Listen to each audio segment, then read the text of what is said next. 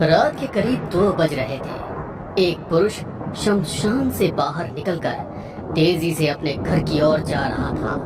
तभी अचानक किसी महिला ने पीछे से उसे पुकारा, विशंभर, रुक जाओ। एक पल के लिए तो वो व्यक्ति वहीं पर खड़ा हो गया, मगर दूसरे ही पल उसे समझ में आ गया कि ये आवाज किसकी है। वो बिना रुके आगे बढ़ने लगा। दोबारा उसे भारी आवाज में रुकने की चेतावनी मिली। रुक जाओ विशंभर, इस जंगल में मुझे अकेला छोड़कर जा रहे हो, मुझे भी अपने साथ ले चलो। मगर उस आवाज को सुनकर इस बार विशंभर ने अपनी चाल तेज कर दी। तेज हवाओं के बीच जोरों से बिजली कड़कने लगी। हवा की गति इतनी तेज थी कि विशंभर को आगे बढ़ने में तकलीफ हो रही थी। तभी एक साया उठता हुआ विशंभर के सामने आकर खड़ा हो गया। हे प्रभु शिव, रक्षा करो मेरी। कहते हुए विशंभर ने उस साये को धक्का दिया और तोड़ लगाता हुआ वहां से निकलने की कोशिश करने लगा। सामने ही उसे गांव के कुछ मकान नजर आने लगे। विशंभर को पता था वो साया गांव के भीतर नहीं आ पाएगा। उसने अपनी चाल और तेज कर दी।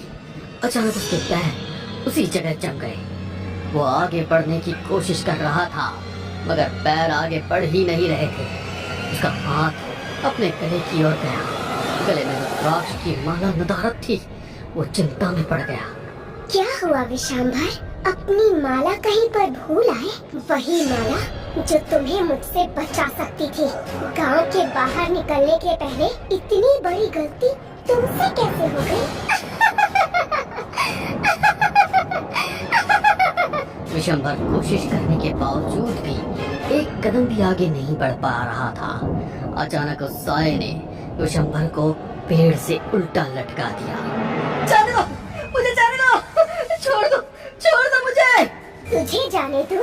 आधी रात में मेरे विनाश की कामना करने के लिए शमशान में पूजा कर रहा था और मुझसे कहता है कि मैं तुझे जाने दूं? कहते हुए वो साया जोर जोर से हंसने लगा। दूर से ही अपने दूसरे हाथ को बढ़ाकर उसने विशंभर के पूरे शरीर को नोच दिया। सारी रात विशंभर उस पेड़ से उल्टा लटका रहा। सुबह जब गांव वाले गांव से बाहर निकले तो विशंभर की लाश उनकी आंखों के सामने थी। एक और अनहोनी हो गई। विशंभर, तुमने इतनी बड़ी गलती कैसे कर दी? राजस्थान का पाली गांव खुशहाली और व्यापार व्यवसाय के लिए आसपास के गांवों में मशहूर था। यहाँ हर कोई व्यापार व्यवसाय से जुड़ा हुआ था। ऐसी ही एक देवदासी थी कमलाबाई, जो सच में ईश्वर की सेवा, पूजा, आराधना कर अपना जीवन यापन करना चाहती थी। मगर समाज की बुराइयों ने उसे भी अपनी चपेट में लेने की कोशिश की। मैं अपना घर वापस छोड़कर भगवान की शरण में आई हूँ। मुझे देवदासी ही रहने दीजिए, वैश्य मत बनाइए।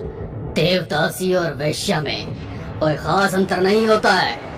भगवान की सेवा करने के बाद बचे हुए समय में तुम्हें गांव के पुरुषों की सेवा करनी ही होगी। मैं नहीं मानती आपके इस आदेश को। देखती हूँ कौन मुझे छोड़ने की कोशिश भी करेगा। ये भगवान का ही आदेश है और कोई भगवान के आदेश की अवहेलना नहीं कर सकता है। कोई और क्यों, आज रात तुम मेरी ही सेवा में हाजिर रहोगी। यदि तुम नहीं आए तो तुम्हें पता है तुम्हारे साथ कितना बुरा हो सकता है। ये कहकर सरपंच वहां से चले गए और रात होने का इंतजार करने लगे। रात को भी जब कमला उनके घर पर नहीं आई तो सरपंच गुस्से में मंदिर पहुंचे। कमला वहीं पर भगवान के भजन कर रही थी। कमला, तुम्हारी इतनी हिम्मत कि तुम मेरी बात को अनसुनी कर दो। अभी के अभी चलो। कहते हुए सरपंच कमला के बालों को पकड़कर उसे घसीटने लगे। उनकी ताकत के आगे कमला का कोई बस नहीं चला और वो उनके पीछे पीछे खींचती चली जा रही थी। मंदिर के बाहर एक पत्थर उसके हाथ में आया और उसने तेजी से वो पत्थर उठाकर सरपंच के सिर पर दे मारा। सरपंच वहीं पर मर गया। शोर सुनकर सभी लोग बाहर आ गए। ये क्या हो गया? सरपंच जी की मौत कैसे हो गई?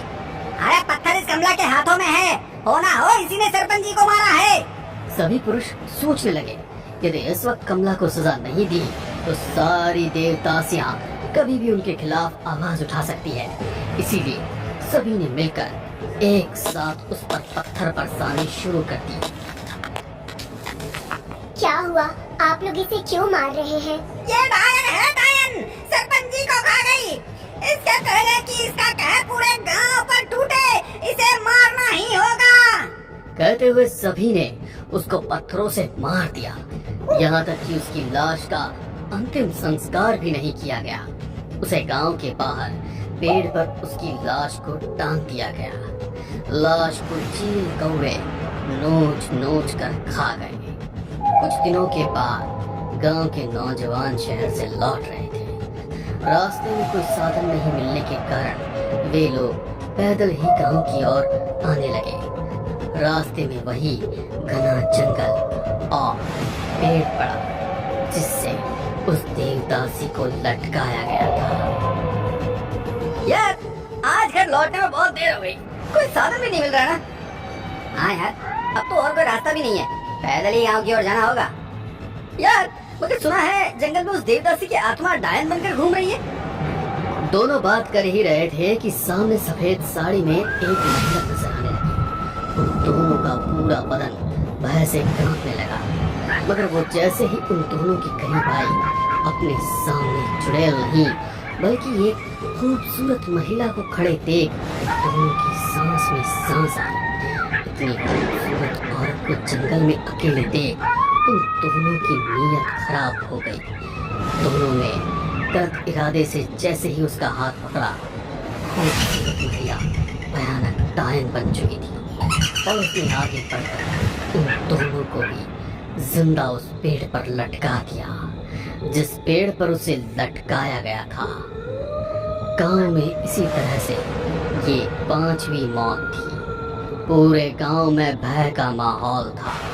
पंडित जी, अभी तक तो डायन गांव के बाहर है, यदि गांव के अंदर आ गई तो क्या होगा? ये सब उस डायन का ही किया हुआ है। मैं गांव के बाहर एक सुरक्षा रेखा बना देता हूँ ताकि वो गांव में नहीं आ सके। डायन का कोई ना कोई तो इलाज करना ही होगा, उसे मुक्ति दिलानी होगी। ये कोई आसान काम नहीं है, इसके लिए कड़ी साधना करनी होगी, कड़ी साधना। वो साधना मैं करूंगा। विशंभर के हाँ भरने पर गांव वाले खुश हो गए। पंडित ने उसे एक रुद्राक्ष माला पहनने को दी। हमेशा साधना करते वक्त वो माला जरूर पहनना।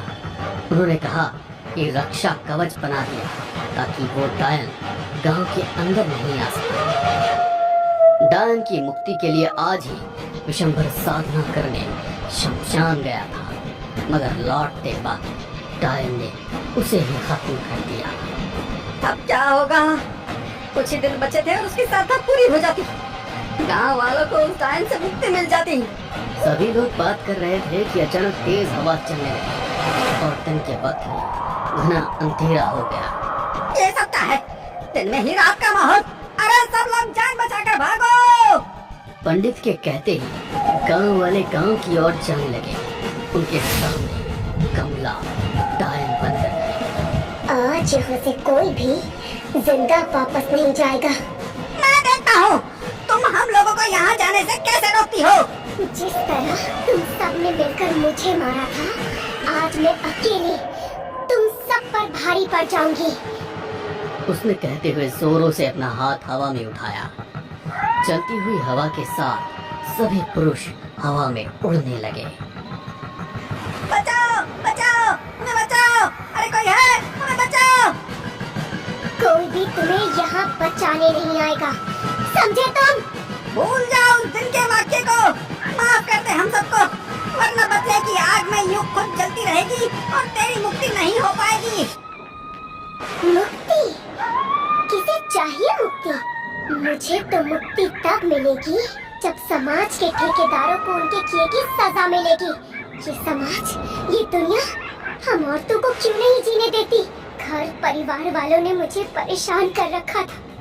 जब दुनिया में कोई अपना नहीं हुआ तो सोचा भगवान की शरण में आकर शांति मिलेगी, मगर वहाँ भी कुछ धर्म के ठेकेदार आकर मुझ पर अत्याचार करने लगे, मगर अब और नहीं।